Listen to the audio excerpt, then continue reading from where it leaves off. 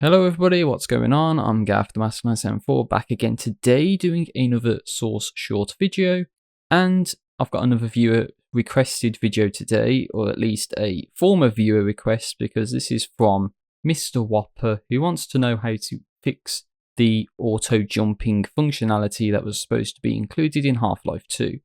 Now, they've left me a response saying that they've figured this out already, but what I'm going to outline in this video is how I would have went about resolving this issue.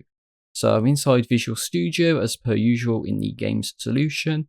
And if you want to know where the auto jump code actually is located, then you want to go to Source Files, HL2DLL, and then you want to go to hl2player.cpp. And simply I'm just going to do Control F and search for auto jump. And as you can see, this is the convar definition. It's called SV auto jump. And then if you scroll down a little bit in the file, then you can see this section, which checks if the player is on the ground and if the auto jump, convar is set to 1 or higher. And then it goes through the code. And from what I could gather, this velocity, it only really exceeds 200 when you have the suit and are sprinting most of the time. And then this trace works, but this trace doesn't. So it enters this block of code, and then I guess this is the part that's supposed to give, allow the player to sort of jump again, and it doesn't actually do anything. So I don't know why that is the case. But what you can end up doing is essentially deleting all of this code because it doesn't actually do anything. And you're going to go up to the convar up top. And I'm just going to Control X to cut this and then save changes. And then what you want to do is find gamemovement.cpp, which is in fact a source file, not under HL2DLL or anything. And what you want to do is in this top section where these convars are, because this is where convars usually get sort of defined, I'll stick it here. I mean, position doesn't really matter as long as it's somewhere in the file above where I'm going to be modifying code later. And we're going to have our auto jump code here. Now, personally, I would say it doesn't really make sense to make this a server convar. And if you want to, you could make it a server convar by giving it the fcvar replicated flag. Now, I know you don't get to see this, so I'm just going to go to definition.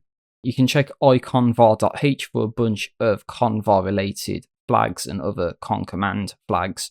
But fcvar replicated basically means it is a server setting that is enforced on all clients. So basically you either make it so everyone can auto jump or no one can auto jump.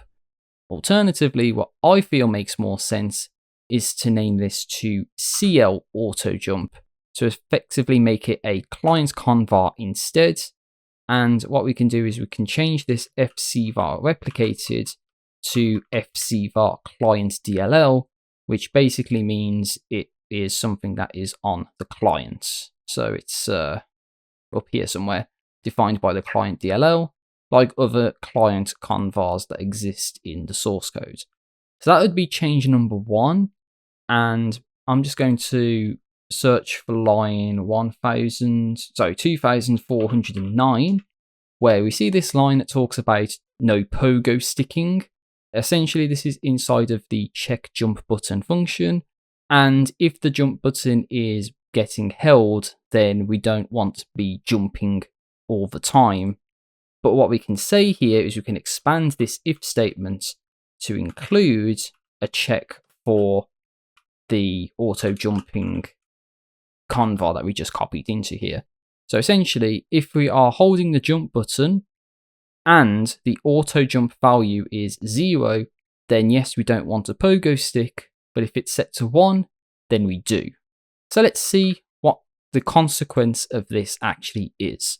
So if you just give me one moment while the code compiles, hopefully there's no issues. It'll be pretty embarrassing if I do this video and there's code compilation issues. It seems to have worked perfectly fine. And then we can get into the game and I can show you the results of this. So just load up the debugger. And of course I have to make sure that the game is showing up properly. in one of the previous source short videos, the footage did not actually display properly. It seems to be working just fine. And I'm going to load up, I don't know, STK vehicles. I don't want to deal with any of the other maps and any of the issues they may contain. But if we go to our developer console, we can do CL auto jump, set it to 1, and I'm just going to hold the space bar and let's see what happens. And I am jumping constantly. I'm not pressing the button. This is what would happen. You'd probably hear it in the commentary if I press the jump button. But if I hold it, then we are jumping all the time. Now, one of the things I do need to say is a criticism of this method is I'm holding A as well as forward. This is releasing W to go forward. This is holding W, press holding, so it's basically if you try to have any sort of lateral movements using the WASD, you're not going to have any lateral movement whatsoever. However, you have to use mouse look to sort of alter the direction of your jumping because the directional keys won't do that.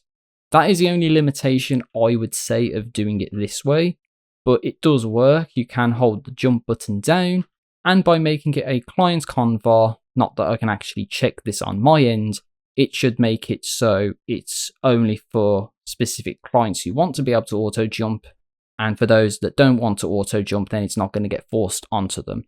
So that is this source short video, everyone. I hope you found this helpful. Please let me know what you think in the comment section down below, and I'll see you again very soon for another video. So thank you for watching. Peace out, take care, and see you later.